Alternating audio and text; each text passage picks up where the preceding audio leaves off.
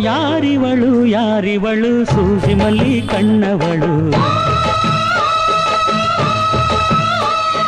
ರಾಮನಳ್ಳಿ ತೋಟದಲ್ಲಿ ಕಮ್ಮನೆಂದು ಅರಳಿದಳು